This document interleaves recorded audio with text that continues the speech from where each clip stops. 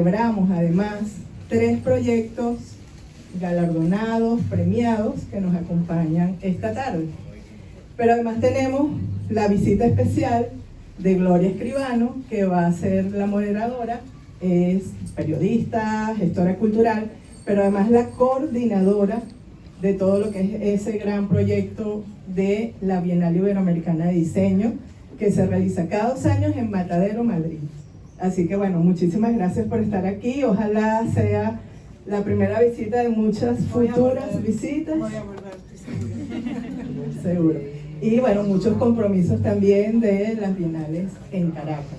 Y además en Venezuela, que pueda itinerar también. Exactamente. Correcto. Bueno, hoy tenemos 3 proyectos maravillosos. Tenemos el proyecto de 100% San Agustín, el proyecto de la Casa de Todos en La Palomera, además muy cercano y afectivamente un proyecto que nos vincula mucho.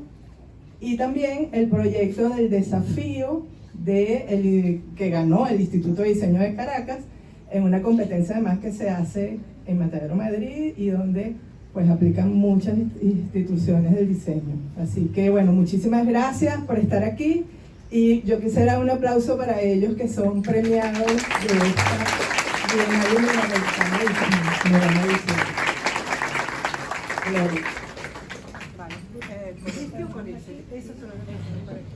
Hola, bueno, muchísimas gracias, por supuesto, de corazón, por esta acogida, por recibir a la Bienal en esta casa tan afectuosa. Es la segunda vez y la verdad poder estar aquí, lo dije el día de la inauguración, para compartir sobre todo, que viajan las personas, pero viajan las ideas, y lo que yo traigo aquí son las ideas de otros, en realidad, para que vosotros las conozcáis y para hacer intercambios, sinergias y aprender entre todos. Digo 2 cositas sobre la Bienal antes de dar paso a las palabras de nuestros invitados. Es una iniciativa que comenzó en el 2007 con la idea de dar visibilidad al diseño que se hace en Latinoamérica, España y Portugal. Y este diseño crece, se transforma y va aprendiendo sobre sí mismo. El territorio es inmenso y el territorio habla. Y nosotros siempre decimos que todo este diseño, todo este lenguaje y estas narrativas de las que hablábamos hoy a la mañana, están muy ligadas al entorno y a lo que pasa. Justamente los trabajos que hoy vamos a presentar están ligados a la gente, a la sociedad, y responden a distintos problemas que el diseño puede interpretar y que puede aportar a través de sus herramientas y del pensamiento diseño. Digo más cositas de la Bienal. Tenemos un encuentro de enseñanza que es para invitar a los docentes a reflexionar por dónde van las metodologías, los nuevos caminos del diseño, qué necesidades hay, tanto metodológicas o de intercambios en esta sociedad que se mueve justamente, y invitamos siempre a las escuelas a mostrar los trabajos de los estudiantes, con una muestra de estudiantes, con una exposición que llamamos Jóvenes Talentos, y con este desafío que fue online, en el cual había determinados tutoriales para los docentes y los estudiantes para, en este caso, bueno, trabajar 2 temas que eran pluridiversidad y el diseño para la paz, que han trabajado muy bien tus estudiantes, guiados por la docente, y han recibido este reconocimiento. Siempre decimos que no somos, está lloviendo muchísimo, ¿no? Yo creo que aquí hay lugar. Acá. Se pueden traer las sillas, porque caben sillas. Tráiganse las sillas antes de que se mojen.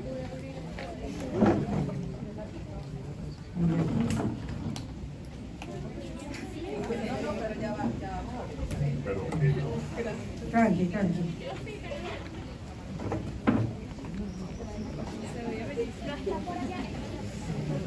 Dana.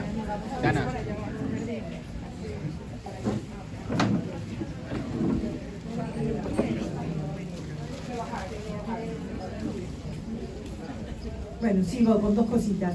Siempre decimos que no somos una competencia, aunque otorgamos galardones y convocamos un jurado internacional, es más que nada para poner en valor aquello que más se destaca. pero no es competencia, yo voy a ganar, ¿no? Entonces el desafío también es un poco lo mismo, destacar aquellos trabajos que en función de las pautas y de los criterios de valoración que le planteamos a un comité de selección y un jurado, se han destacado.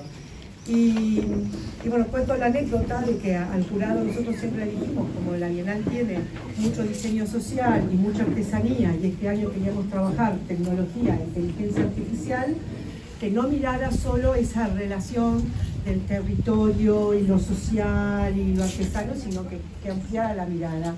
Pero el jurado lo tuvo muy claro. El diseño social es el que más les interesó, el que más valoró y otorgó estos galardones. Así que hoy lo que yo quiero que nos cuenten ellos, porque decimos, bueno, ¿qué es el diseño, no? ¿A dónde va la disciplina? ¿Tenemos un problema o tenemos que queremos solucionar? Tenemos una propuesta y tenemos ideas, estructuras, una logística, unos materiales, un cronograma, un calendario. Bueno, hay una serie de circunstancias que el diseñador solo, frente a su papel o a su ordenador, tiene que enfrentarse para llegar a un camino. Hay una idea, pero esa idea tiene un proceso. Y si en el proceso esa idea cambia, ¿qué pasa? ¿La idea hay que mantenerla o el proceso al final termina definiendo un poco esa idea final para llegar a ese resultado? Esto pasa y a veces lo asociamos solamente al artefacto, a los objetos, pero en realidad pasa con todo, cuando se va a hacer un packaging, cuando vamos a pensar una cartelería, cuando queremos definir la imagen del Caracas Design Week o de una escuela, o sea, está en todo lo que nos rodea, ¿no? Y quería un poco con nuestros invitados que nos cuenten, son trabajos colectivos, participativos, que se van modificando en el transcurso del tiempo. Esta es una acción concreta de parte de estos dos colectivos, pero también quiero que vayan contando próximos proyectos. Te invito a ti. Y quiero que cada uno, además, no voy a contar yo ni los currículos ni los perfiles, que cada uno se presente y... coordinador, arquitecto. Sí, buenas tardes a todas y a todos. Gracias al Caracas Design Week, a la Nación de la Trinidad, y a ustedes por estar acá. Esperaría yo también expandir la conversación hacia ustedes y no que solo se quede entre nosotros. Gabriel Visconti. Sí, Gabriel Visconti, estopelo, arquitecto de formación, interesado en la práctica espacial y a través de ella el diseño, estructurándolo todo, vinculado a distintas organizaciones sociales en la ciudad de Caracas, para hablar específicamente del contexto en el que estamos, entre ellas 100% San Agustín, quien es un gusto siempre ponerme la camiseta de este hermoso equipo de trabajo del cual formo parte, y digamos postulamos a la Bienal el proyecto Sembrando Colores, del cual seguramente iremos conversando en la medida que se expanda la conversación. Gracias, Gabriel. Gracias, Gloria. Gracias a la Trinidad por este espacio. Y bueno, Elisa Silva, soy arquitecto, llevo una oficina que se llama Enlace Arquitectura y una asociación civil también llamada Enlace. Y desde el 2016 hemos estado vinculados a la comunidad de La Palomera, aquí cerca en Baruta. Desde el 2018 empezamos a hacer un proyecto compartido con Ciudad Laboratorio, con Cheo Carvajal, que está aquí también, y de eso, como bola de nieve, fueron derivándose oportunidades y proyectos. Del que vamos a hablar hoy es el anexo de la Casa de Todos, que se abrió con una gran fiesta un 12 de octubre del 2019 y desde entonces ha estado transformándose como un proyecto compartido de codiseño, del cual yo creo que yo más he aprendido de lo que he de alguna manera aportado, y aprovecho este momento para pedirle a todos aquí de la bellísima comunidad del anexo Casa de Todos que se paren, que hagan una seña. Veo a Maybeth, veo a Melvix, aquí está Melvix, señor Augusto, los de la arquitectura también. Yo creo que sí, es un equipo extenso. Gracias. Gracias. Bueno, yo soy Aida Álvarez, diseñadora industrial, coordinadora del programa de diseño industrial del Instituto de Diseño de Caracas. Yo principalmente trabajo con concreto a distintas escalas, haciendo productos funcionales. Y bueno, desde hace un año estoy en la coordinación y ya 4 años y medio dando clases en el instituto. Y de este programa es que sale Guayare, que fue con los que participamos en el desafío. Y aquí están mis 4 chamos.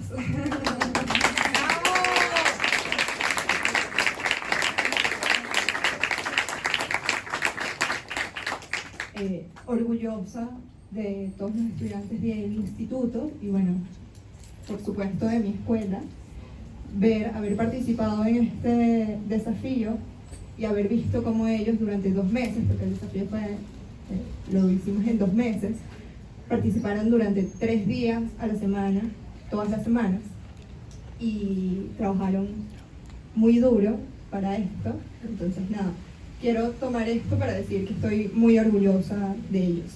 Gracias.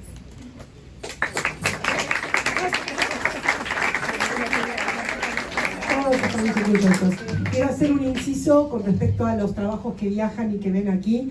Agradecer, bueno, esta posibilidad de mayor, de amplificar la difusión con Silvia Neresov, que le cambio el apellido cada rato, Neresov, y Caracas Design Week, con el equipo de Hacienda La Trinidad y los que trabajaron, Pedro y Gabriel, que en parte de diseño y diseño expositivo, que han encontrado una propuesta muy acertada que combina y juega con el entorno. Así que, bueno, muy agradecidos de parte de todo mi equipo. Bueno, vamos a hablar un poco, como hay un programa de radio en España que se llama Por el Principio. Comenzamos por el principio. ¿Ya habías hecho experiencias de este tipo? ¿De este tipo te refieres a...? Con diseño social, participativo, sí. Como arquitecto o... Sí, de hecho, como dato curioso para mí, en la edición anterior de la Bienal, participé de un equipo que, digamos, denominamos Plataforma de Investigación en Justicia Espacial y ganamos la Bienal. Entonces la Bienal se ha convertido en un espacio... Sí. La Bienal termina siendo un lugar donde quienes estamos interesados en la idea de lo que significa, de lo que permite, de lo que viabiliza el diseño, es un espacio ideal. Así que larga vida a la Bienal Iberoamericana de Diseño. Y con relación a la práctica, al ejercicio, que entiendo además ciudadano, o sea, no sé si me identifico como arquitecto específicamente, o sea, no lo dejo de ser. Digo, pienso como arquitecto, vivo como arquitecto, cocino como arquitecto, y así me sucede, pero digamos, en el ejercicio, en la práctica, me entiendo tú a tú, donde, digamos, tengo la oportunidad de tener un conocimiento, una experticia que permite que con las otras vayamos sucediendo, ¿no? Digamos, con distintas organizaciones de Caracas, pues, he participado de dinámicas diría yo, de transformación, que no necesariamente son físicas, ¿sí? Unas son más simbólicas, más inmateriales, más de proceso, más de generar protocolos de convivencia o vinculados a formas de entendernos, de mapear el territorio, de planificar, de pensarnos, de encontrarse. De encontrarnos, sí. Y en los últimos años, sobre todo vinculado a procesos de acuerdo comunitario.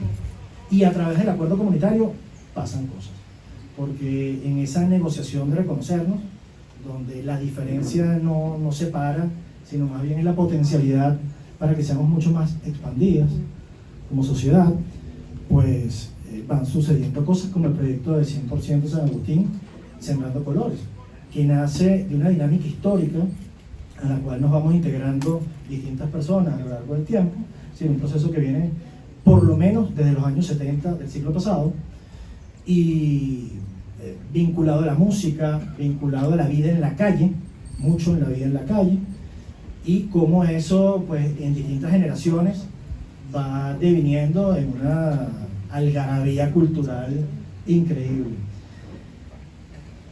En, digamos, los últimos años, o los más recientes en este siglo, pues está un grupo vinculado al Teatro Alameda, un teatro recuperado por la propia comunidad, empieza a encontrar en estos referentes históricos referentes por los que habían estado y que le han dado vida. No sé, pienso en el grupo Madera, por ejemplo, quienes aquí hayan escuchado eso, pero también pienso, por ejemplo, en Celia Cruz, cuando venía a Caracas y iba a la finca de Marín después de tocar, y se llegaba a la finca a tocar, o grandes exponentes de la salsa. Todo eso le va dando un dinamismo, y quienes nos vamos involucrando, pues nos vamos cargando de esa energía, y lo que le vamos dando es como ese componente hoy de quiénes somos, y no necesariamente de cargar con una rigurosidad de que como en los años 70 éramos salseros, entonces tenemos que seguir solo siendo salseros.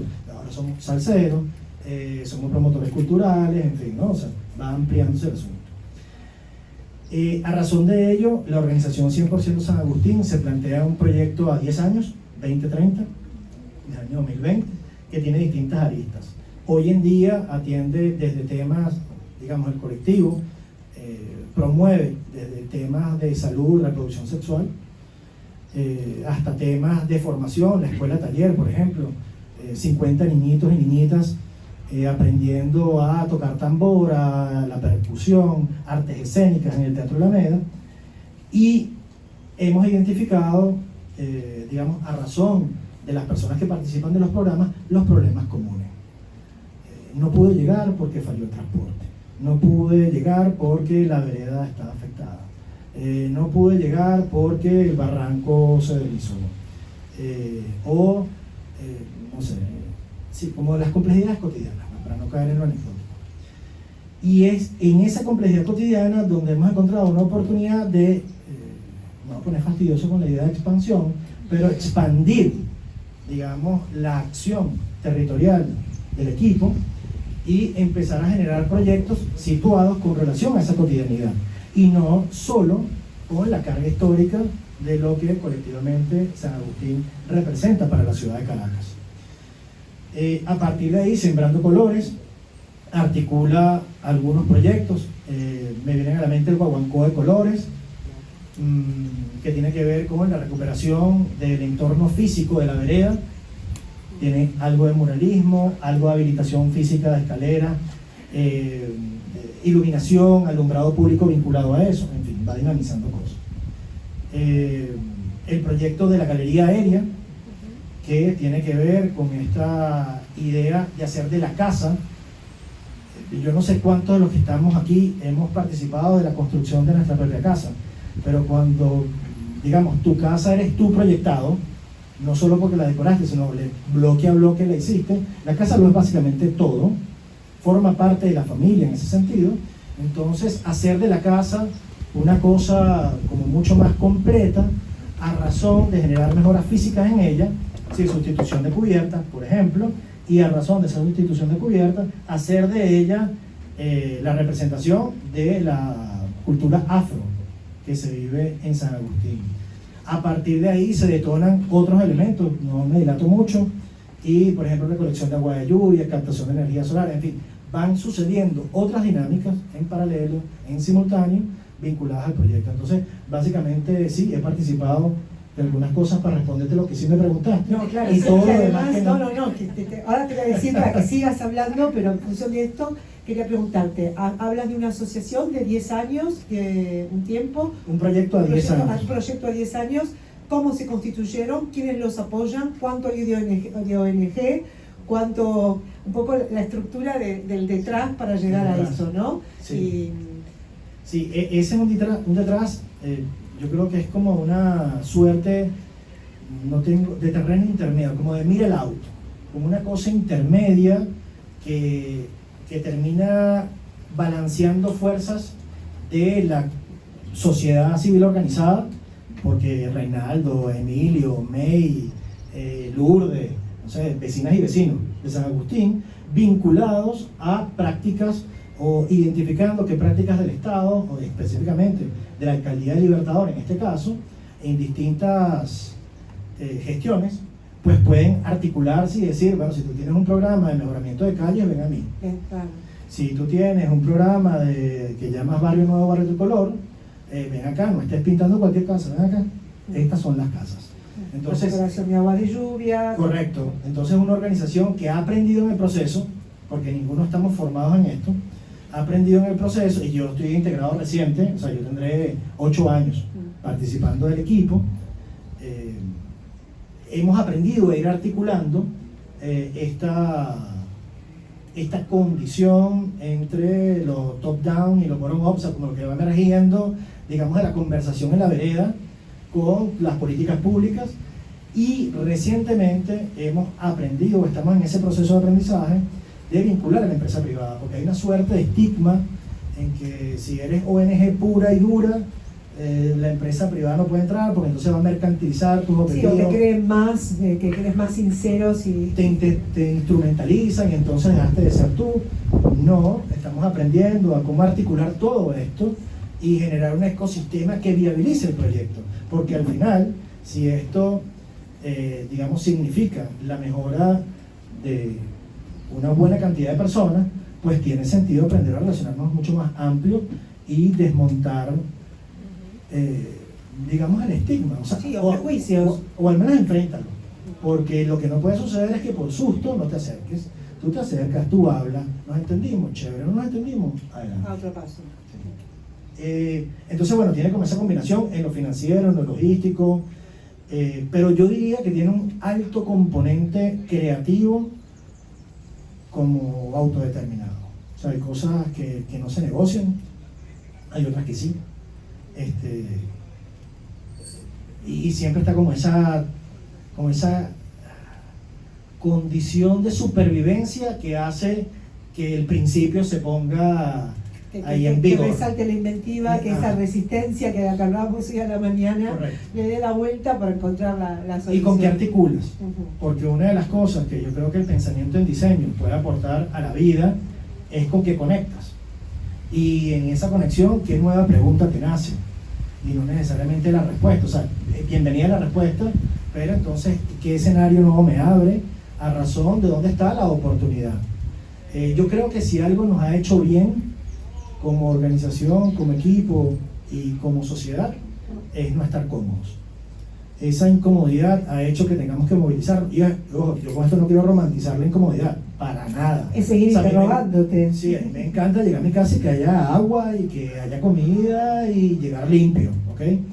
Pero yo creo que la incomodidad propia del contexto venezolano y específicamente el caraqueño, más allá de la burbujita que podamos significar para Venezuela, Caracas, quiero decir, esa incomodidad cotidiana hace que uno esté pensando, preguntándose y buscando conectar. O sea, yo creo que el principio fundamental es cómo aprendemos a conectar con otras y con otros que viabilicen cosas. O sea, hay un poema, no me voy a poner romántico, pero hay un poema muy lindo que dice: con tu quiero y con mi puedo vamos juntos compañeros. Y yo creo que en esa conexión del poder y el querer es que el pensamiento en diseño sucede. Muchísimas gracias. Un aplauso.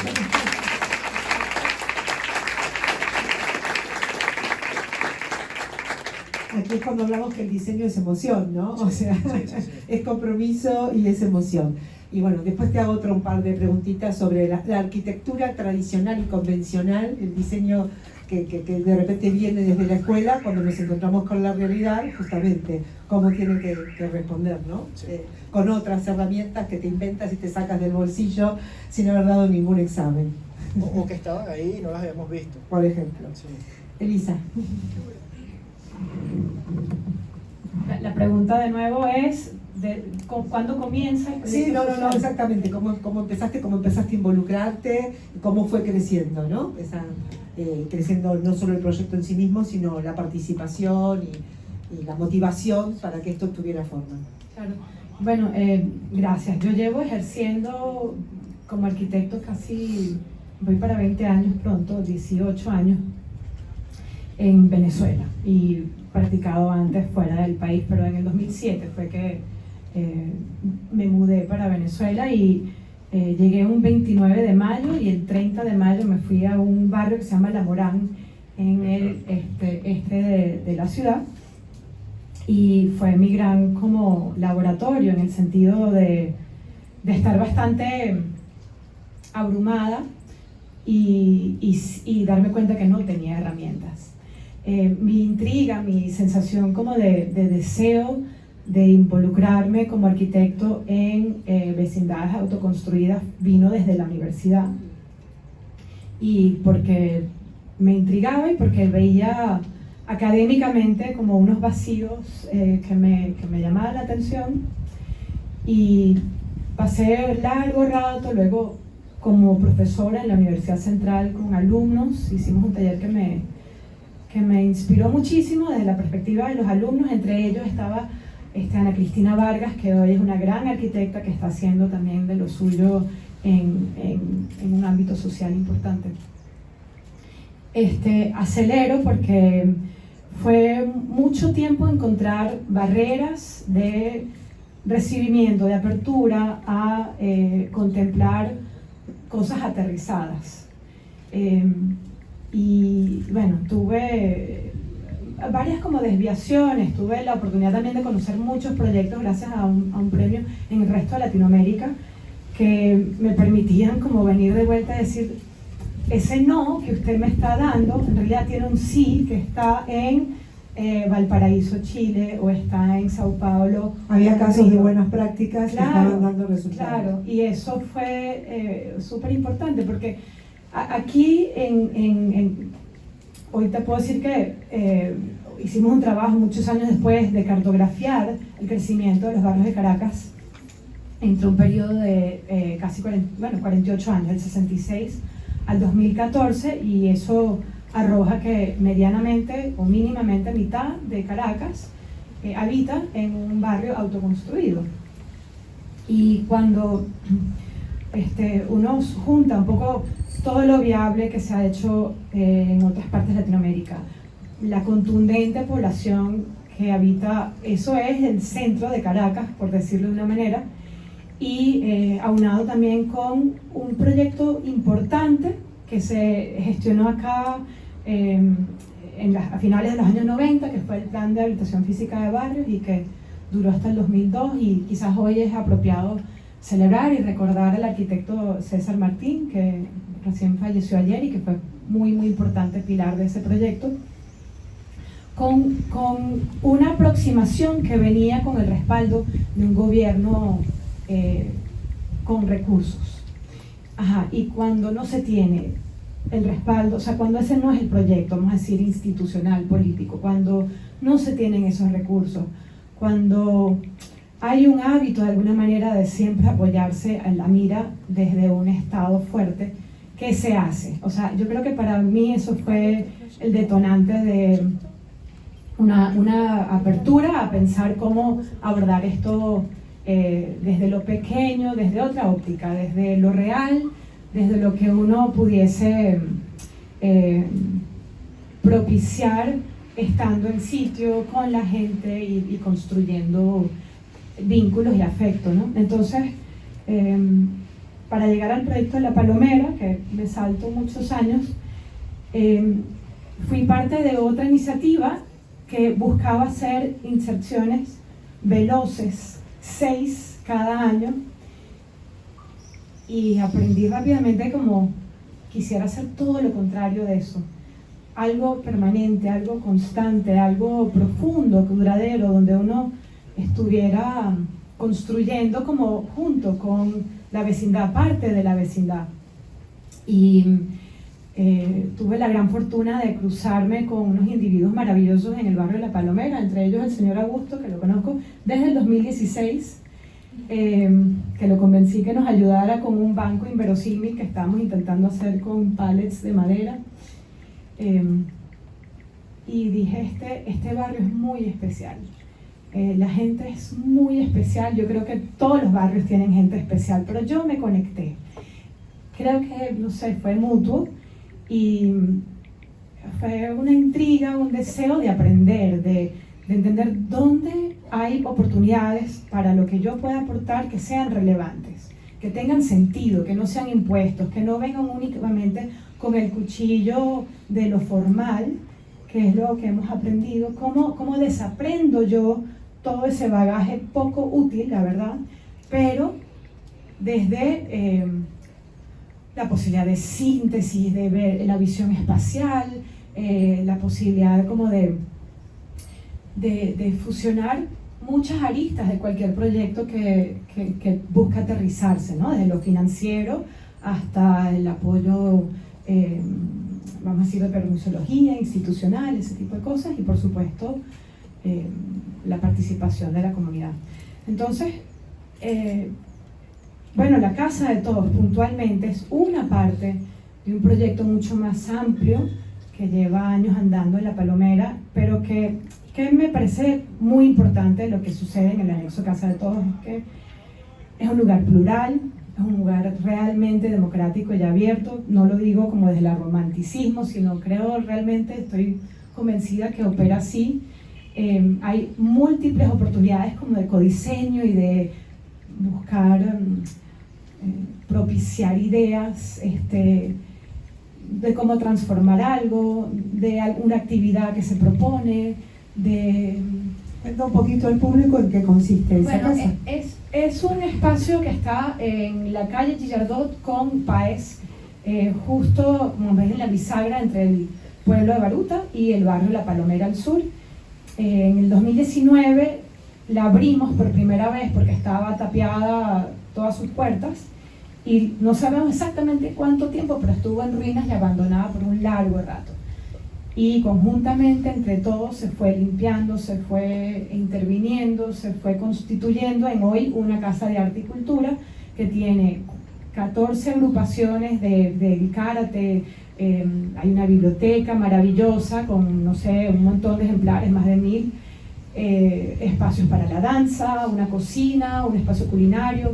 Bueno, la librería aquí, Sopa Letras, curadora de esa biblioteca, y María Fernanda de Jacobe también muy involucrada en esa historia de la cocina, también el chocolate. La chef Maybet, que está aquí también con nosotros, ha impartido muchos cursos de cocina y distintas aproximaciones culinarias.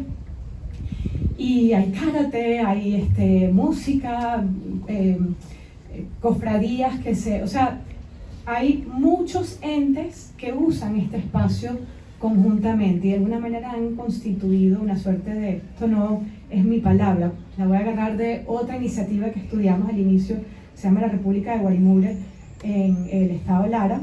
Ellos se llaman una república de estados, porque igual eran muchos. Al inicio entrevistamos con mucha gente. San Agustín para nosotros ha sido también un referente muy importante, donde conversamos, aprendimos, nos dieron sus lecciones, sus qué hacer y qué no hacer, porque creo que sí, siempre estaba como la idea de que este podía ser un lugar singular, que mucha gente sintiera un vínculo con él, y no solamente de La Palomera, eso es importantísimo. Tienen vínculos, cualquier persona de Caracas que se acerca a ese lugar, les aseguro rápidamente lo sienten suyo, se sienten esa bienvenida. Entonces, ¿qué se ha convertido este espacio de 200 y pico metros cuadrados en un mezclador de nosotros que celebra nuestra diversidad? Ahí también viven golondrinas, morrocoyas, 4 gatos y un montón de vegetación, ranitas que son muy presentes de noche. Y la intención es que siga siendo de lo suyo, sin un plan en mente, pero que ella misma pueda manifestar su voz en la ciudad, a escala metropolitana. Y con una idea de réplicas, ahora vamos a contar, tú lo cuentas. Bueno, te vamos a dar pie a ti, antes de seguir con ello, que cuentes un poco qué fue el desafío, qué os atrajo. Bueno, nosotros como instituto tenemos el deber de que los muchachos sean conscientes de su formación, que son capaces de resolver problemas y que hay problemas más allá de la realidad que ellos pueden tener, ¿no? Y buscamos siempre, sobre todo en las tesis, que tengan este tipo de resolución de problemas. Por ejemplo, tuvimos uno que aquí en Venezuela la moto es un vehículo familiar. Entonces, ¿cómo hacer? Porque bueno, no todo el mundo tiene la capacidad de comprar un carro, pero tienen una familia. Entonces, ¿cómo hacer que esa moto pudiera ser un vehículo seguro para esa familia? Y cuando entendimos o vimos el desafío, estaba alineado a lo que nosotros practicamos en el instituto. Bueno, el desafío eran dos categorías, estaba diseño para la paz y diseño para la pluriversalidad. Participaron 21 equipos de 7 países en ambas categorías. Nosotros participamos en pluriversalidad y sabíamos que queríamos resolver un problema nuestro, también con técnicas nuestras. Y empezamos también como la electricidad, el agua, cuál va a ser el problema más grande que podamos resolver. Y fuimos a San Agustín, gracias a 100% San Agustín, y en esa visita nos dimos cuenta que el problema más grande era la basura, los desechos. Y cómo hacer para que sea un proyecto circular y que cumpla con limpiar estos espacios que gracias a Gabriel entendimos que se llaman pantallas de basura y que sea habitable en esos espacios para la comunidad. Entonces entendimos que tenía que ser un proyecto circular, que tenía que ir desde la educación de las personas hasta el cierre de qué vamos a hacer con estos desechos que recojamos, ¿no? El bolso es nuestra principal solución, ¿no? Ese bolso recolector y compresor de basura. Y también necesitamos unas rutas para que pasen, y entendimos que tenía que ser en parejas estas rutas, y que un bolso, que es el verde, iba a ser para lo orgánico y el bolso gris para lo inorgánico. Entonces, aquí necesitamos volver al punto de la educación, que las personas aprendieran a separar los desechos, ¿no? En 2 simples pasos. Y también aquí está bueno entender que si la ruta la hacían en parejas, empezamos a crear también más comunidad. Luego de ese bolso estaba el gancho, o sea, ¿dónde vamos a dejar las bolsas de basura para que las recojan? Diseñamos este gancho hecho en metal. Después del bolso y el gancho, ¿qué va a pasar cuando llegue un punto de final? Entonces, vamos a utilizar los desechos orgánicos para hacer abono y los inorgánicos para hacer filamento y poder hacer, en nuestro caso eran lámparas y cestas. Muy ambiciosos. Sí. Sí, pero es entender que estos proyectos no son a corto plazo tampoco, ¿no? Y que podemos empezar primero, nada más con el morral y el gancho, pero que la comunidad esté incluida, porque va a ser un proyecto, o nosotros lo planteamos como un proyecto autogestionado, que fue algo que también entendimos a la visita de San Agustín, que sin la comunidad esto no es posible. Y bueno, eso fue, y después, bueno, crear artesanías. Hablamos con una muchacha que pertenece a 4 etnias distintas, y ella nos contó que su comunidad es matriarcal, perdón, y que ellas estaban dispuestas a enseñarnos a tejer. Y de ahí salió la idea de, bueno, con el plástico tejemos, y hacemos las cestas y hacemos las lámparas. También un poco inspirado en Álvaro Catalán, que tiene estas lámparas tejidas. Ajá. Y que bueno, esto se podía vender y podía generar ingresos a la comunidad. Entonces, para mí lo más bonito fue, sí, darle ese cierre, que sea un proyecto circular, que en muchas etapas necesitamos a personas. Entonces es un proyecto vivo, que seguramente se va a ir transformando, y si hablamos con nuestros amigos, que lo podamos implementar, ¿no? Y bueno, eso es. Muy bien, y que además amplía el primer paso a otros pasos, digamos, ¿no? Eso que te decía, no la crítica de que fuera ambicioso, sino que finalmente todas las preguntas que te ibas haciendo iban apuntando a resolver distintos problemas. Sí, permíteme. Sobre el proyecto de los chicos y las chicas, que además me parece fundamental la conexión que puede tener un estudiante con problemas reales situados en uno de los recorridos, en uno de esos trayectos donde íbamos. Recuerdo a Emilio Mujica, vecino, comentarles, mira, aquí les decía así en su particular manera de comunicarse, mira chicos, aquí en los años 90 hasta principios del 2000 existía una cosa maravillosa que se llamaba la chivita. La chivita, un camioncito pequeño, Gloria, que es capaz de llegar a puntos recónditos del barrio, porque el barrio caraqueño es sinuoso, irregular, en pendiente, complejo, estrecho, en fin. Entonces decía, la chivita era lo máximo hasta que no sé cuál alcalde lo quitó, les decía. No sé si lo recuerdan con esa precisión. Pues yo lo he escuchado tantas veces que me lo sé.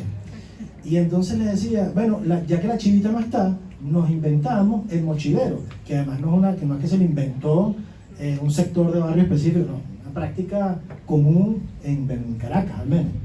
El mochilero sustituía a la chivita entre una persona que iba casa por casa, va recogiendo. Y después el tema del Galpón de las Mujeres, que es otro de los proyectos vinculados a Sembrando Colores, que es un espacio para liberar a ciertas mujeres del barrio, digamos de la dependencia económica machista, que lo que hace es fomentar pues profundas formas de violencia y destinarlas a estar en casa, porque así funciona. Entonces el Galpón de las Mujeres generaba una alternativa económica para estas jóvenes y señoras. Comento todo esto porque una de las cosas que no hemos hecho es agradecerles a ustedes por haber ampliado su escucha y haber traducido todo eso en proyectos. Ya ahí hay un nivel de celebración fundamental. O sea, que ustedes hayan aprendido a escuchar. Porque aprender a escuchar es un ejercicio increíble. Pareciera como que sencillo, pero no lo es. Y después eso, traducirlo, y si además lo celebra toda Iberoamérica, pues estupendo. Eso se llama también empatía, fundamentalmente, ¿no? Sí, que era lo que decía, nosotros fuimos a San Agustín con otra idea. Y cuando llegamos, dijimos, por aquí no es. Y nos quedaba un mes de desafío. A correr, sí. Pero te das cuenta que cuando el problema es tu guía, no importa que tengas poco tiempo, si conectas, lo vas a resolver. Y creo que eso fue lo que pasó. Y bueno. Hacemos otra ronda y retomamos un poco eso, el tema de las herramientas, ¿no? Ella dijo, ninguna herramienta me servía o las tuve que dar vuelta para poder utilizarlas y a ti un poco. Empieza tú si quieres un poco, las ¿no? herramientas. Sí, es interesante plantear. Quiero reflexionar un poco eso, porque justamente hay muchos estudiantes y siempre a veces el profesor dice no me puedo salir del currículum y de la metodología y de cumplir los papeles y el programa, ¿no? Una semana, 2 semanas. Justamente una semana, 2 semanas, y a veces es en la periferia de esta formación en donde aparecen justamente lo que llamamos también innovación, ¿no? Sí, no, el tema pedagógico, yo he sido profesora ya, no sé, casi 20 años, me interesa muchísimo y bueno, es algo con lo cual estoy constantemente reflexionando de qué manera llevar, por ejemplo, estas experiencias concretas al aula. Y creo que hay como una posibilidad de asociar palabras a qué es diseñar. Bueno, a mí me gusta decir diseñar es desaprender primero muchas cosas, es escuchar sin duda, es caminar y estar largo rato, dedicarle tiempo, o sea, sumergirse, ser situado, que lo usa Gabriel bastante, es reparar cosas, es buscar ser recursivo y reciclar, eso es diseñar también, es sobre todo cuidar cosas y ensoñar también, ¿no? Como...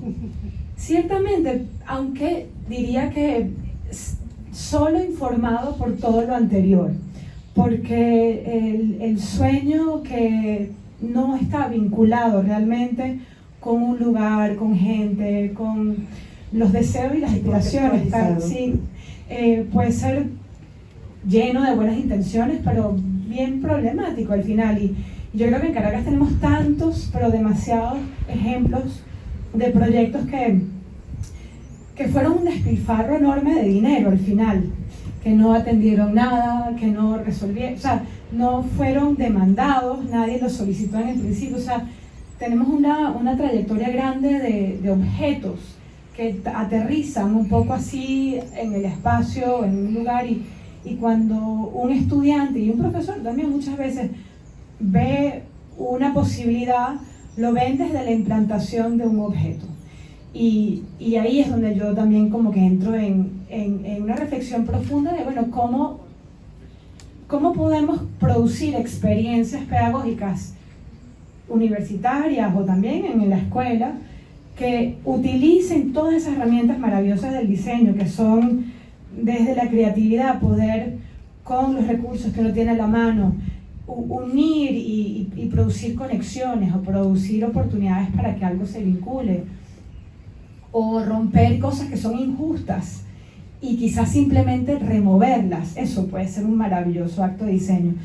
Yo siento que no hablamos mucho en ese elenco de herramientas usualmente dentro del aula. Y bueno, y la aula misma quizás es un problema. ¿Por qué no salir del aula y por qué no vincularnos realmente con lo real en sus distintas dimensiones? No necesariamente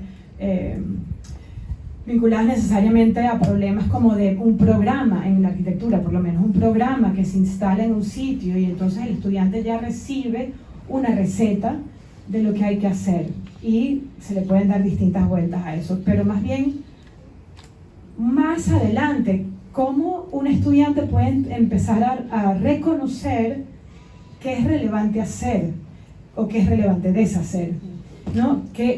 Cómo yo puedo entrar y leer la complejidad de un lugar, sus aspectos económicos, la gente, el ámbito político, las creencias, la cultura, un sinfín de factores que definen posibles escenarios, posibles oportunidades para uno como arquitecto, como diseñador, aportar algo. Pero la carrera, la relevancia de esta profesión, yo creo que empieza mucho antes, empieza en ejercitarse, en poder leer los escenarios con toda esa complejidad y poder luego decir, mira, aquí es esto y no más.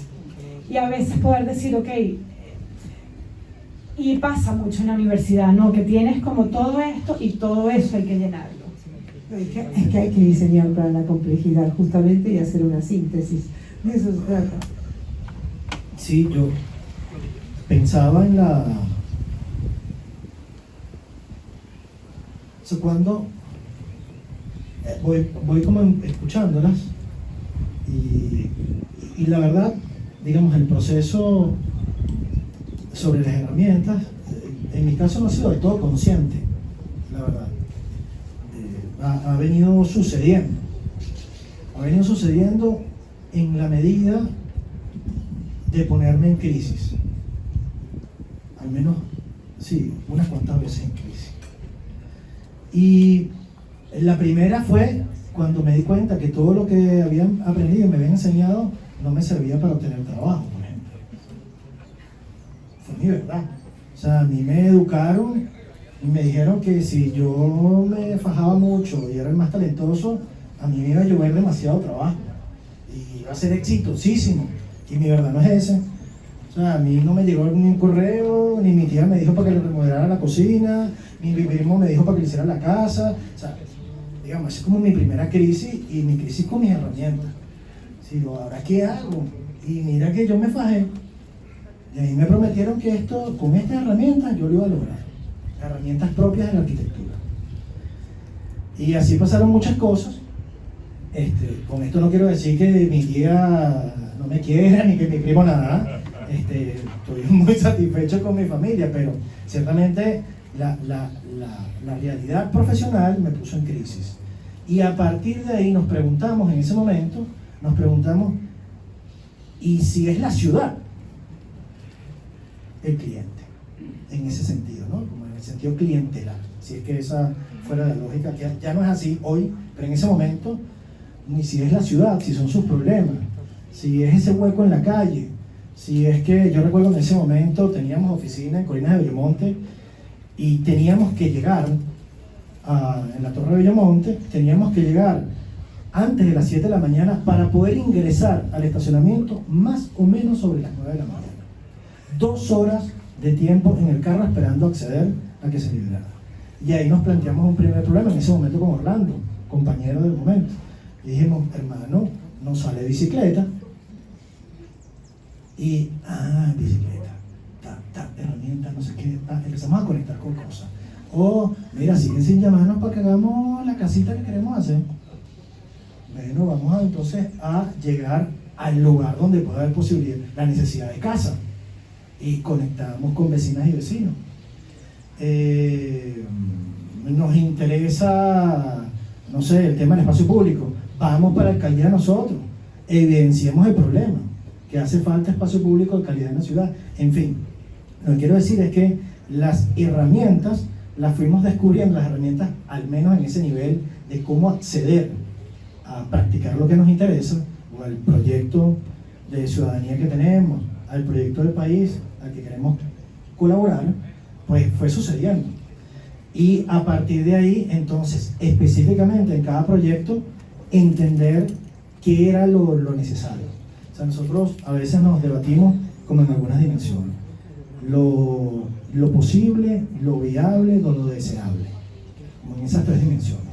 Y en esas 3 dimensiones tratamos de ir articulando y equilibrarlas entre ellas para identificar qué es lo que hay que hacer. Para no desviarse tampoco, ¿no? Sí, pensaría yo en esa idea de lo informado. Me recordaste a Richard Sennett cuando habla de la ciudad abierta y que tiene que ser la ciudad la que entrega información y no uno deductivamente. Y a partir de ahí, en esas 3 dimensiones, pues vamos equilibrando y empiezan las propias del proyecto arquitectónico, porque a ver, sigo siendo arquitecto, o sea, y me interesa seguir siendo arquitecto, y entonces entiendo cuáles son las que me faltan. Me falta la del biólogo o de la bióloga para el proyecto de ecosistemas comestibles en huertos. Nos hace falta la geógrafa para entender la complejidad de las relaciones sociales. Porque, a ver, yo he también aprendido que la geografía no es la montaña, el río y el árbol.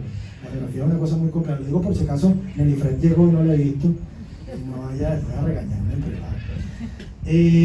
Nos vamos articulando. De hecho, por eso cuando me preguntan qué es AGA, que es el equipo de trabajo del que fundamentalmente formo parte, es una estructura colaborativa. Porque de arquitectura a veces nada, ha pasado un año que no hemos hecho nada de arquitectura, pero hacemos muchas otras cosas.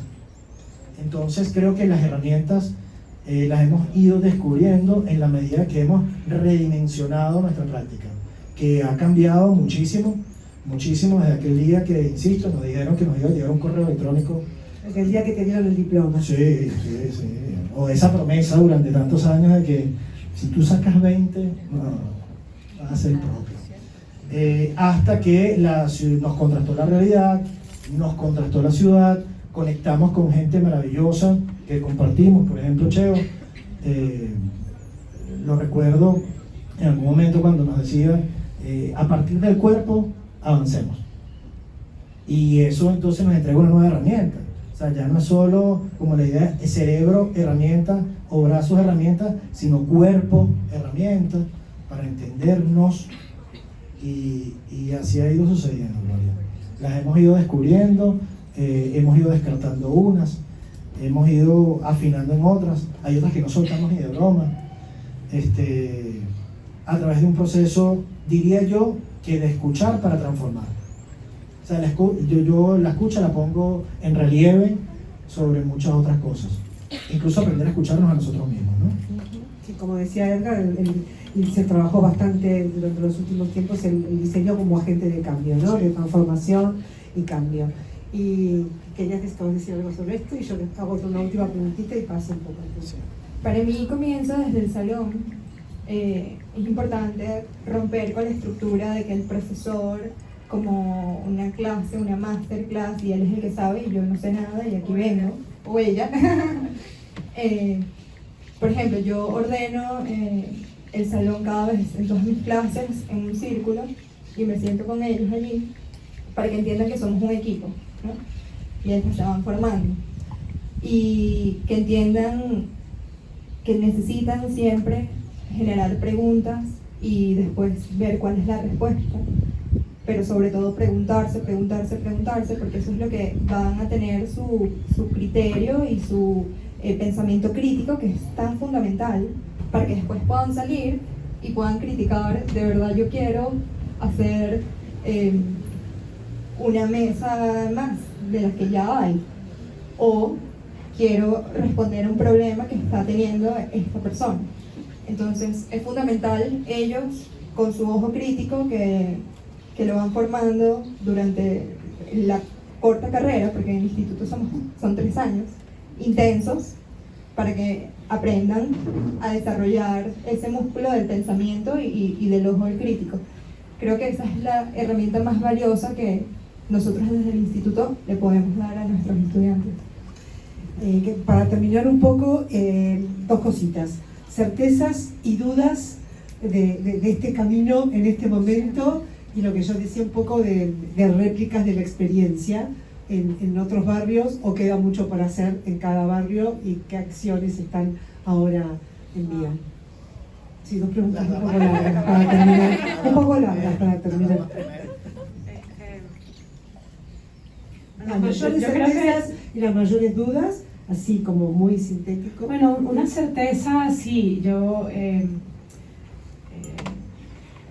trabajar en equipo, trabajar con otros, siempre como en el codiseño, que es muy retador y que creo que es un músculo a desarrollar que torpemente lo tenemos como bien atrofiado desde que empezamos a ejercer, porque en la universidad yo intento, y normalmente lo intento, hacer proyectos en equipo dentro de los procesos, y lo rechazan tanto los estudiantes, es una cosa así como que les da alergia, y siempre es, bueno, pero este no trabaja y el otro, y yo, bueno, se las tienen que entender, y terminan con unas experiencias que para ellos son realmente muy como desagradables muchas veces. O sea, es un tema, y sin embargo, bueno, me quedo con la convicción, es que esa es la más importante herramienta que ustedes van a poder sacar como estudiantes en la universidad. Entonces, pero bueno, a mí también me cuesta. Yo creo que es evidente que el codiseño produce cosas que movilizadoras, y que terminan estando concentradas en lo que hacen más de lo que son. O sea, y eso es un paradigma para mí también muy, muy fundamental, que aprendemos a concentrar la mirada y a evaluar el diseño y a poder ver las cosas críticamente desde lo que hacen, desde la cantidad de gente que se conecta con eso, como medidor de su importancia, su valor, mucho más que su estética o su aspecto formal. Pero bueno, nos cuesta. Hay una impronta muy grande de la modernidad que habla de otra cosa, que habla del autor, que habla de la perfección, que habla de la síntesis de un detalle, y se celebra, y lo seguimos celebrando, y no es que diga que no haya un espacio para eso, pero bueno, Anna Heringer lo dice súper bien, es una super arquitecta alemana que trabaja en Bangladesh, que la perfección y el detalle lo que hace es excluir la participación. Entonces, esa certeza, por más compleja y no obvia que es aterrizar, la de siempre apostar al codiseño. Dudas, yo creo que todo el santo tiempo. O sea, me encanta que esta oficina, este colectivo que realmente se está expresando en el anexo Casa de Todos, que, o sea, es tan extenso como decir que tenemos economistas y bibliotecólogos y gente que hace serigrafía, y ahora un barista que es también psicólogo, y una cocinera y un carpintero, y y muchas mentes que están como ahí expresándose ahora también de manera creativa. Y yo no sé, yo creo que mi duda en ese escenario es no meter la pata, no exigir demasiado a veces. no opacar, o sea, no, más bien dejar que ese cultivo que cada vez va como una levadura magnífica de pan tomando más forma y más carácter pueda seguir su curso. Esa duda a mí me surge muchísimo, y yo creo que otra es entender, bueno, cómo contagiar a la gente dentro y fuera de la profesión a celebrar mucho más estos espacios que son cero mercantiles, están fuera completamente de la lógica del capital. Son espacios lentos, son espacios de como... Yo soy un paradigma torpe en ese espacio, porque yo siempre entro apurada y me voy apurada y la gente me dice, bueno, pero que no te vimos, no coincidimos, y yo debería permanecer más tiempo. Yo no estoy en sintonía muchas veces, porque esa posibilidad de permanecer y de roce y de conocernos y de mezclarnos, que ese sitio como que lo está propiciando, a mí me encantaría pensar que pudiésemos multiplicar más espacios así en el mundo y salirnos de la rosca tan como esclavizante de andar apurados, de andar siempre como valorando las cosas a un punto de vista monetario. Eso ha sido una lección hermosísima, que bueno, los que no han ido al anexo Casa de Todos, por favor vengan, está siempre abierto. Tenemos un café con café real, así italiano, expreso, y queremos que sea como muy visitado por toda la ciudad. Nada, yo estoy aquí como tartamudeando porque es una pregunta muy difícil. Gracias. Pero, Sigue. Puedes seguir.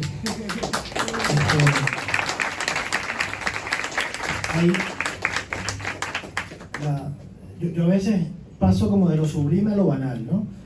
Y cuando hiciste la pregunta pensaba en el meme de no tengo certeza ni tampoco duda. Es así como, ¿what? ¿Cómo es esto?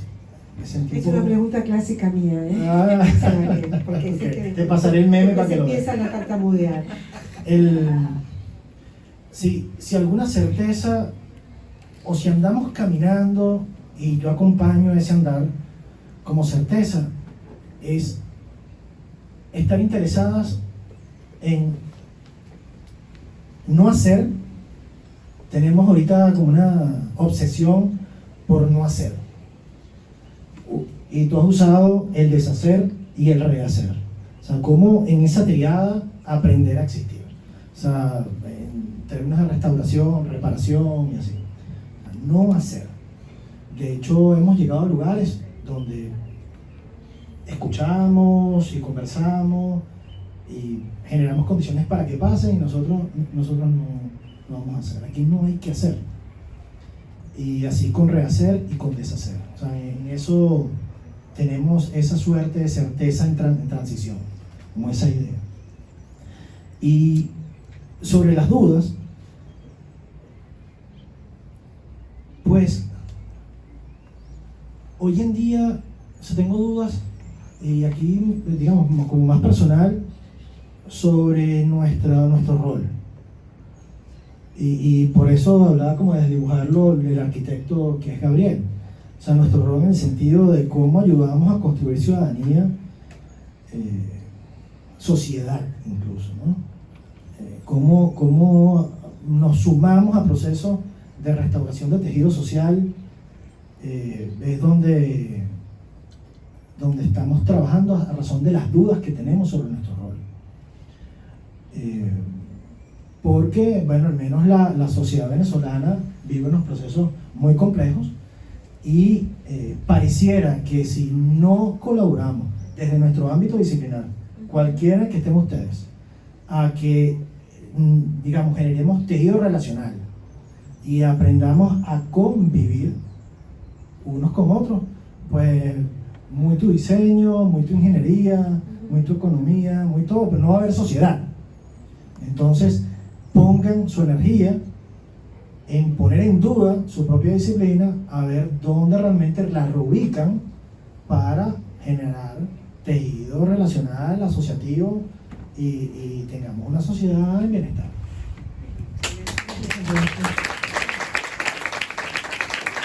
No sé si queréis hacer preguntas, algún comentario. También yo, en vez de que tú hables de certezas y dudas, darle a alguno de los chicos que participó en el proyecto que diga cuáles fueron las certezas a la hora de abordar esta propuesta y las mayores dudas. El que quiera. Y si no, tengo la lista aquí. Hola, ¿cómo están? Soy Juan Pablo Zanoletti. Hola, Juan. Bueno, una de mis mayores dudas cuando empezó este proyecto, una de ellas fue trabajar en equipo. Fue muy gratificante cuando la profesora Aide me dijo para participar en este proyecto. Yo primero estudié ingeniería civil, me gradué y empecé hace 2 años a estudiar diseño industrial y yo hace 1 año no sabía qué era la Bienal. Me presentan este proyecto, me empiezo a interesar muchísimo en lo que es diseño industrial y cuando la profe me dice para participar en esto, mi duda era, ok, ya esto no es un proyecto personal, no es una silla, no es un banco, no es nada de esto, sino hay que resolver un problema de la comunidad, de una población que tiene muchísima densidad en Venezuela, pues. Y una de las certezas que más me resuena cuando pienso en este proyecto fue que cuando existe el codiseño se pueden lograr muchas cosas con muchas visiones de cada uno de los que integran ese equipo, pues. Y me gustó mucho el resultado que se dio porque, como dijo la profe Aide, nosotros íbamos pensando en uno de los problemas y era totalmente otro lo que había que resolver. Entonces, nada, eso es lo que me pareció a mí y nada, y agradecido muchísimo con la Bienal y con la profe. Enhorabuena.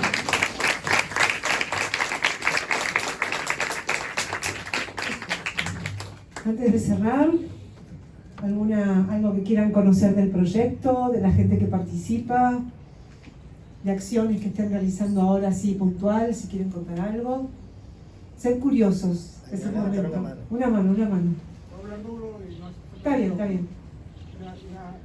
Percibo que cuando tú hablabas de ampliar el tejido, de construir ese tejido social, yo tengo la percepción que en las comunidades existe ese tejido.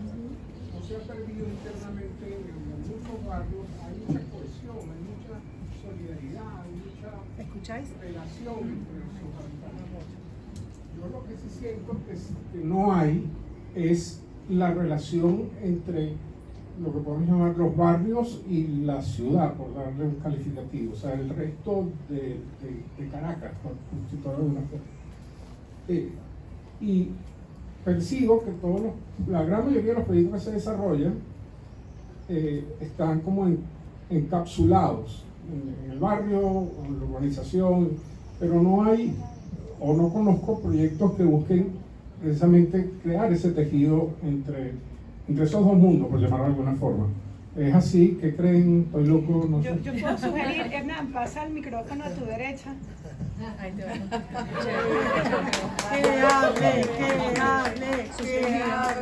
que hable. Bueno, Hernán. No, empezando por una premisa que es la de el barrio de ciudad, ¿no? Comprender eso ya empieza a dilucidar el problema, porque estamos pensando que hay que integrar o hay que articular una cosa con otra, presumiendo que una no pertenece o no es o no tiene los códigos, y probablemente lo que hay que hacer es justamente romper esa, desde el lenguaje, desde la comprensión, romper con esa idea y empiezas a decir, pero es que el proceso es otro. El ejercicio de reconocimiento de lo que está allí, de realidades que sí son distintas, inclusive distintas entre barrios, es importante pensar que eso que está allí es parte de la ciudad y que esa parte de la ciudad, si no la reconocemos, corremos el riesgo de permanecer siempre en esta especie de serpiente que trata de morderse la cola y no puede, ¿no? Porque siempre estamos diciendo es que esto no está integrado, esto no pertenece, esto no es. Y resulta ser que es más, bueno, si uno piensa que ahí lo que pasa, las dinámicas son absolutamente urbanas, son de ciudad, y que muchas veces en eso que llamamos ciudad acontece exactamente lo contrario. Entonces, bueno, ya podría uno decir, bueno, ¿y cómo hacemos desde el barrio, por ejemplo, para pensar la ciudad completa? No aquello que está allá afuera, sino todo, e inclusive lo que está afuera, que a veces es muy anodino, a veces es absolutamente insulso, a veces no tiene procesos relacionales, no hay tejido, y desde allá adentro es más bien como, bueno, ¿y qué tal si exportamos un poco estas dinámicas? Si hacemos ver que la ciudad es esto que está aquí, ¿no? Un deseo además de ciudad, no es un deseo de estar allí y plantar una bandera donde crece, donde eso de lo autoconstruido justamente tiene que ver con la idea de que hay no solo una necesidad de estar, sino un deseo de estar allí, de construir aquello. Entonces, bueno, yo creo que si empezamos por allí, probablemente la pregunta empieza a ser otra y las dinámicas de trabajo también sobre la realidad empiezan a ser otras.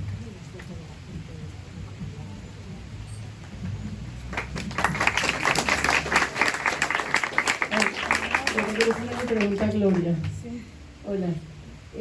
Sobre todo como ver esta bienal, que a lo mejor tenía la perspectiva que era una bienal de diseño combinada un poco con elementos un poco amplia, pero nunca había percibido la idea de que estaban interesados en todo lo que hemos hablado hoy, ¿no? Creo que es una dinámica que está pasando en Venezuela que es muy interesante, que cada vez se extiende más, ¿no? Primero, ¿es esto nuevo de esta edición o es algo de antes?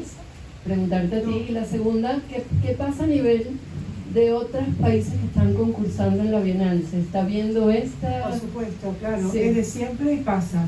Y si tú puedes, nosotros tenemos la galería de proyectos en la página web y hay filtros por país, por galardones, por categorías, y hay en Colombia, en Perú, en Argentina, en Chile.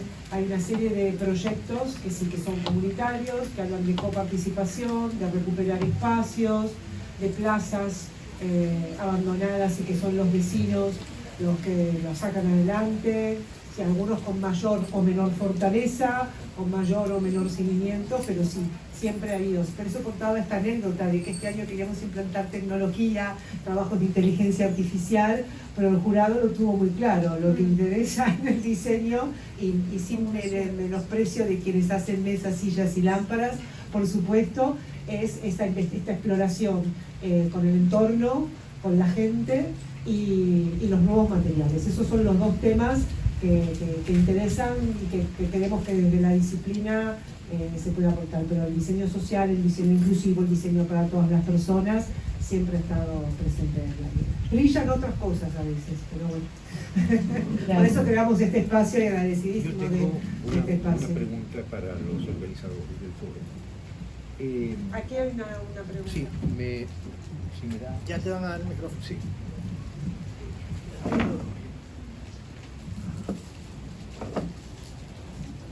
Bueno, ¿se escucha? Sí. Okay. Una pregunta. Lo social es definitivamente prevalente en cualquier sociedad desde los tiempos, incluso antes de los griegos. Sí, pero vamos a hablar de los griegos, ¿no? Los griegos comienzan a observar los fenómenos y nace la filosofía.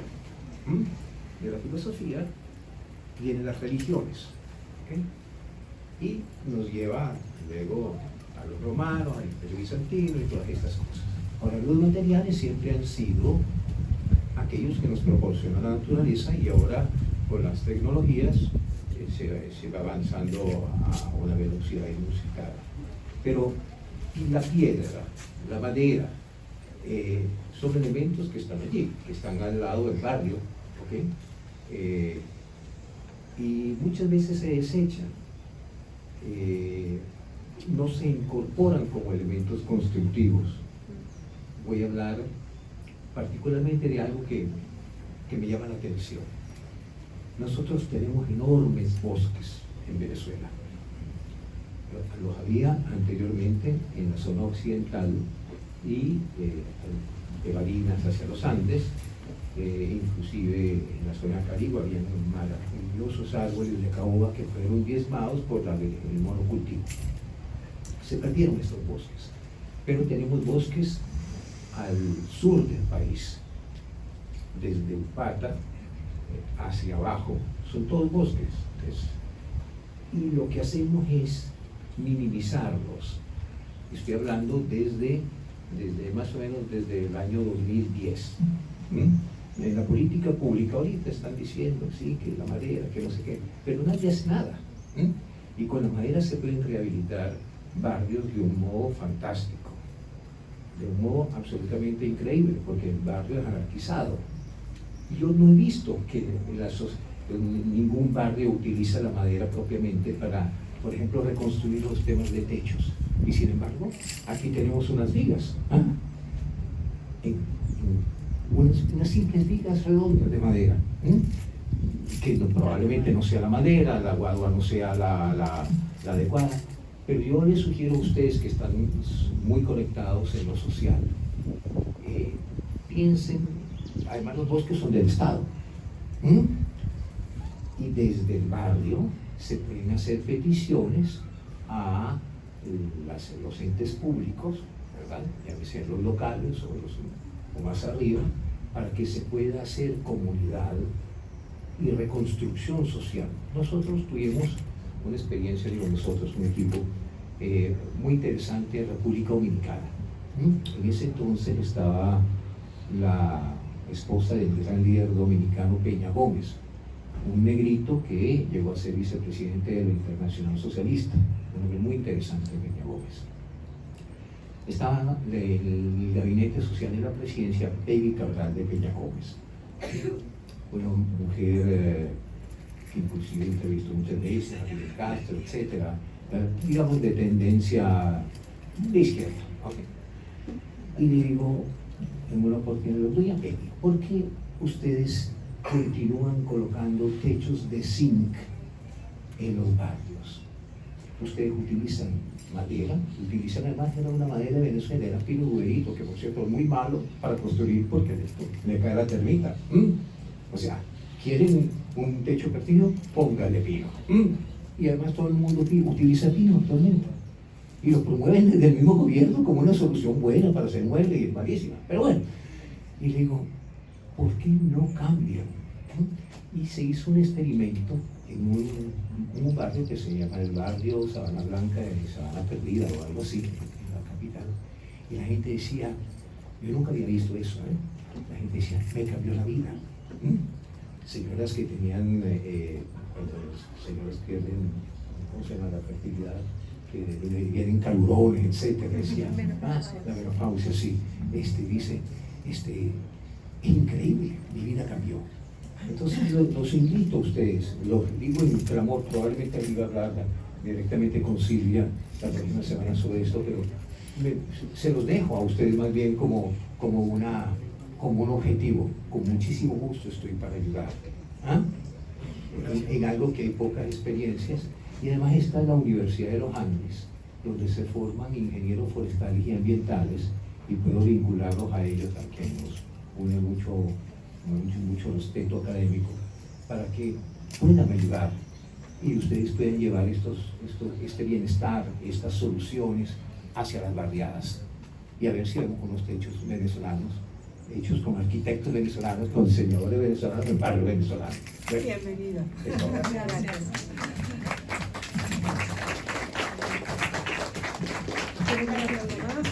Yo quizás muy brevemente, si lo logro, es importante, Cheo lo asomó ahorita, esta insistencia binaria de hablar de barrios, barriadas como algo distinto a uno. es importante interiorizar cómo hablamos de nuestra ciudad. Esa dualidad nos hiere, nos empobrece, nos quita la posibilidad de entender y de valorar la diversidad, de valorar una riqueza que viene de conocer, de caminar, de meterse con el cuerpo. Y mientras sigamos hablando de una ciudad dividida, entonces ahí entran rapidito estigmas, prejuicios, cosas que también, o sea, siguen insistiendo en mantener todo como muy separado. Y eso ha sido la calamidad más grande, creo yo, que hemos tenido en el país. Entonces, cada uno de ustedes, o sea, revise cómo hablamos cuando hablamos de la ciudad, cuando hablamos de la gente. Muchas veces, o sea, esta idea de que, ¿por qué no pensar la ciudad desde el barrio? Invertir la cosa completamente, ¿no? Lo hicimos en un taller en marzo estupendo que celebramos en la Casa de Todos. ¿Por qué no pensar que hay maravillosas dinámicas dentro del barrio que pudieran, y eso lo hemos hablado en varias instancias, creo yo, exportarlos del barrio a todo el resto de la ciudad? Que bien les vendría maravillosamente bien pensarse más desde el peatón, sin automóviles, con más verde, con más cercanía también, para poderse como conocer mejor como vecinos. Yo insisto, yo en mi edificio no conozco a mis vecinos, y en La Palomera conozco una barbaridad mucho más grande de gente y de vecinos. O sea,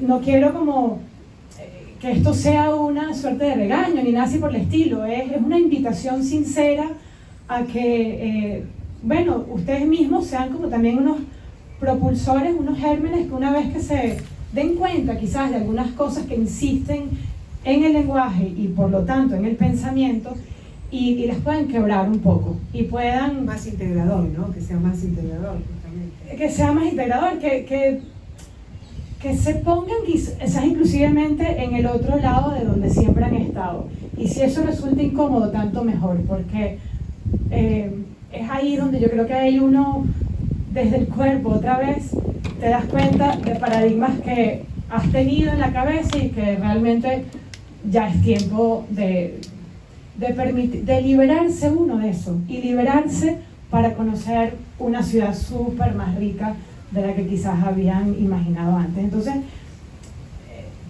las soluciones son del barrio para el resto de la misma ciudad, quizás en una medida tan grande o de repente mayor, de esa insistencia, estar siempre pensando en que aquello es un problema y que uno está como llamado a resolver algo. Yo no hablo tanto de soluciones y problemas, de mí me da un poco de alergia esas dos palabras.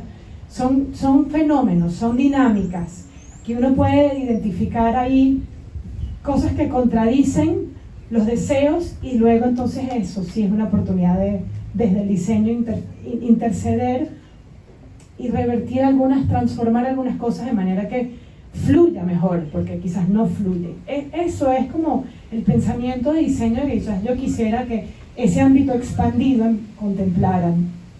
Y bueno, muchísimas gracias, y creo que todo ha sido sumamente inspirador. Enhorabuena, y